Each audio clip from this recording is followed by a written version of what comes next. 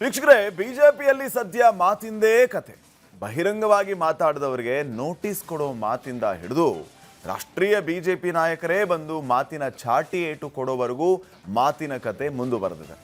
ಇದರ ನಡುವೆ ಮಾತಿಂದಲೇ ಹೆಸರಾದ ಬಿಜೆಪಿಯ ಬಂಡಾಯ ಗುಂಪು ಹೊಸ ಮಾತಿನ ದಿಕ್ಕು ತೋರಿಸ್ತಾ ಇರೋದು ನಮ್ಮ ಒಳನೋಟಕ್ಕೆ ಕಂಡಿದೆ.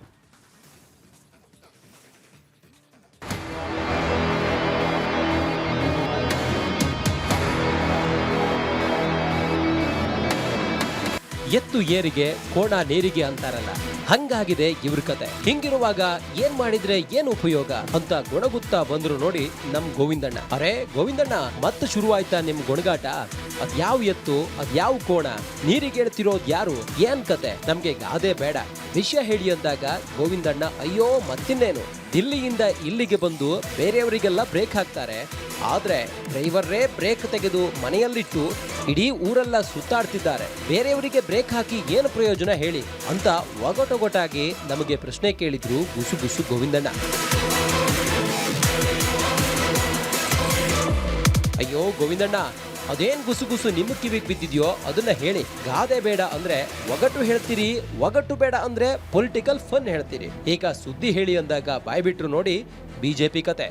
ವಿಷಯ ಏನಪ್ಪಾ ಅಂದ್ರೆ, ಕಳೆದ 2 ದಿನಗಳಿಂದ ದಾವಣಗೆರೆ, ಚಿತ್ರದುರ್ಗ ಪ್ರವಾಸ ಮಾಡಿದ ವಿಜೇಂದ್ರ ಪಕ್ಷದ ನಾಯಕರ ವಿರುದ್ಧ ಅಸಮಾಧಾನ ಹೊರ ಹಾಕ್ತಾ ಇದ್ದಾರೆ. ನನ್ನವರೇ ನನ್ನ ವಿರುದ್ಧ ಅಪಪ್ರಚಾರ ಮಾಡ್ತಿದ್ದಾರೆ. ಅಷ್ಟೇ ಅಲ್ಲ, ವಿಜೇಂದ್ರ ಮುಂದಿನ ಮುಖ್ಯಮಂತ್ರಿ ಅನ್ನೋದೇ ನನಗೆ ಸಮಸ್ಯೆ ಆಗ್ತಿದೆ ಅಂತ ಬೇಸರ ವ್ಯಕ್ತಪಡಿಸಿದ್ದಾರೆ. ಇದಷ್ಟೇ ಅಲ್ಲ, ಇನ್ನು ಒಂದು ಹೆಜ್ಜೆ ಮುಂದೆ ಹೋಗಿ 2028ರಲ್ಲಿ ಬಿಜೆಪಿ ಸರ್ಕಾರ ಬರೋದು ಗ್ಯಾರಂಟಿ ಅಂತ ಕೂಡ ಹೇಳಿಕೆ ಕೊಟ್ಟಿದ್ದಾರೆ ವಿಜೇಂದ್ರ ಹಿಂಗೆಲ್ಲ ಮಾತಾಡ್ತಿರೋದ್ರಿಂದ ಹೈಕಮಾಂಡು ಅಲರ್ಟ್ ಆಗಿದೆ ಅನ್ನೋ ಗುಸುಗುಸು ಹೇಳಿದ್ರು ಗೋವಿಂದಣ್ಣ.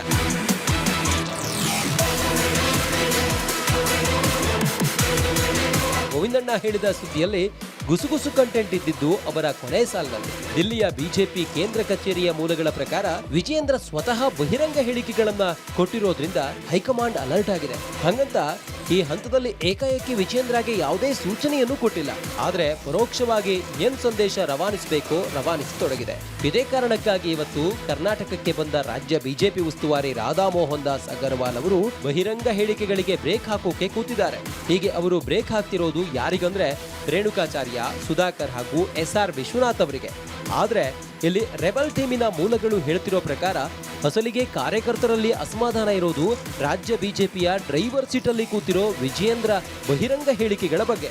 ಅವರಿಗೆ ಬ್ರೇಕ್ ಬೀಳೋದು ಯಾವಾಗ ಅನ್ನೋದು ಅದೇ ರೆಬಲ್ ಟೀಮಿನ ಪ್ರಶ್ನೆ.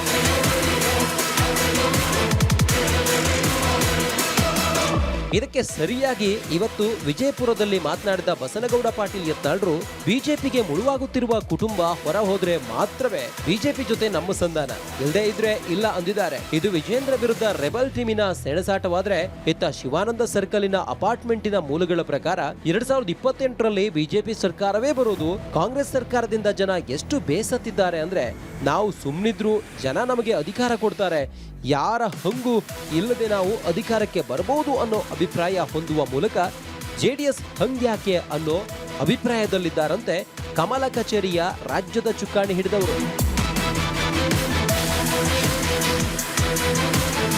ಆದ್ರೆ ಬಿಜೆಪಿ ಹೈಕಮಾಂಡ್ ಈ ಅಭಿಪ್ರಾಯದಲ್ಲಿಲ್ಲ. ಅವರು ಶತಾಯಗತಾಯ ಜೆಡಿಎಸ್ ಜೊತೆ ಹೋಗಬೇಕು ಅನ್ನೋ ಸೂಚನೆ ನೀಡಿದ್ದಾರೆ.